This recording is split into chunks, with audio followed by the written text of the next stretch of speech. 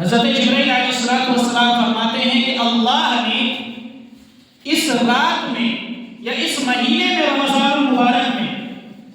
ایک سے لے کر کے آخر تک دنیا کے تمام انسانوں کی جو موجود ہیں ان تمام لوگوں کی اللہ نے مغفرت کر دی ہے سوائے 4 لوگوں کو چھوڑ کر۔ یہ مزدہ، یہ نتیجہ، یہ ثمرہ اور یہ پھل اللہ تبارک و تعالیٰ نے اس امت محمدیہ کو دیا ہے کہ جس کے بارے میں حضرت جبرائیل علیہ السلام نے فرمایا کہ اس مہینے میں اللہ تمام امت محمدیہ کی سارے لوگوں کی اللہ بخشش فرما دیتا ہے، صرف 4 لوگوں کو چھوڑ کر، اور وہ 4 ایسے ناکارہ اور ناعقل ناسمجھ لوگ ہیں کہ اللہ اس رمضان المبارک کے بابرکت مہینے میں بھی ان 4 لوگوں کو کبھی نہیں بخشتا۔ 4 میں سے سب سے پہلا آدمی شراب کا عادی،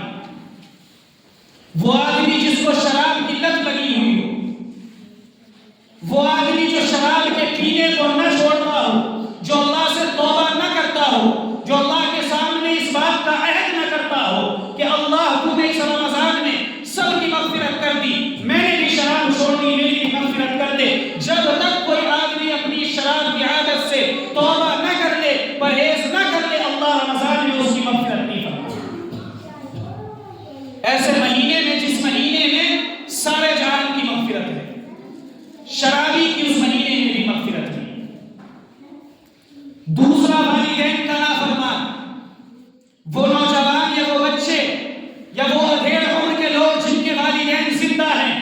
جن کو قرآن کریم کے مطابق اپنے والدین کے بارے میں اللہ سے یہ دعائیں کرنی چاہیے، رب ارحمہما کما ربیانی صغیرا، کہ مولا میرے والدین پر ایسے رحم فرما جیسا انہوں نے مجھ پر رحم فرمایا ہے۔ لیکن وہ نوجوان اس دعا کے کرنے کے بجائے اپنے والدین کے سامنے قرآن کریم کے مطابق کہ تو اپنے والدین کو اف تک نہ کہنا، اپنے والدین کے سامنے اگر کوئی شخص لفظ اف کا بھی استعمال کرے، اپنے ماں نے کہا کہ بیٹا جاؤ، جا کر کے تمہارے نہانے کا وقت ہوا، اور پھر وہ موبائل چلاتا ہوا لڑکا یوں کہتے کہ اف امی جان آپ نے ایک ایسی بات کہہ دی ہے، تو اللہ کی قسم آپ کے اس اف کہنے کی وجہ سے اللہ رمضان میں بھی آپ کی مغفرت نہیں کرے۔ والدین کی نافرمانی کو یوں سمجھتے ہیں لوگ کہ یہ تو آئی گئی بات ہے، ساری دنیا کا رواج ہے۔ اللہ تبارک و تعالیٰ نے والدین جیسی عظیم نعمت دی ہے تو ان کی قدر اور ان کے احسانات کو ماننا ضروری ہے۔ اللہ فرماتا وَبِالْوَالِدَيْنِ إِحْسَانًا، والدین کو ان کا بدلہ نہ دو،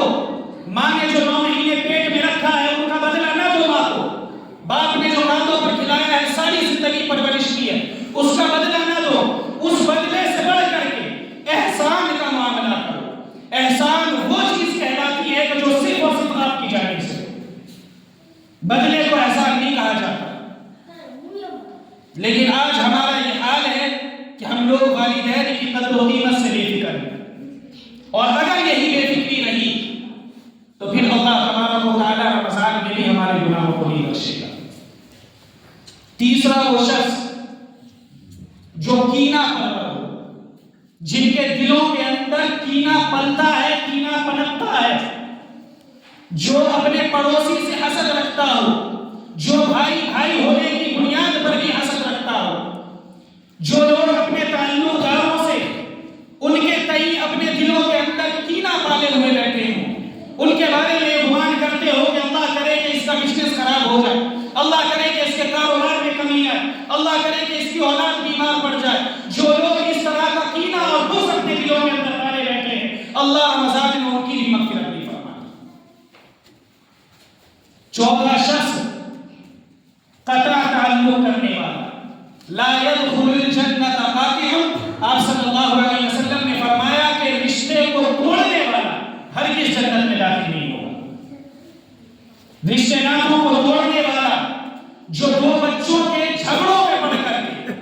اپنی 2 بیویوں کے جھگڑوں میں پڑ کر کے، جو 2 بھائی آپس میں باتوں کو کرنا بند کر دیتے، جو 2 بھائی آپس میں جھگڑتے ہیں، ان بھائیوں کے لیے آپ صلی اللہ علیہ وسلم کا پیغام ہے کہ اگر آپ نے اسی طرح اپنے رشتوں کو ختم کر رکھا ہے تو یاد رکھنا آپ میں سے کسی کی بھی غلطی ہو، اگر آپ بات نہیں کرتے، رشتوں کو ختم کرتے، تو اللہ رمضان میں بھی آپ کو معاف نہیں کرے۔ یہ 4 ایسے لوگ ہیں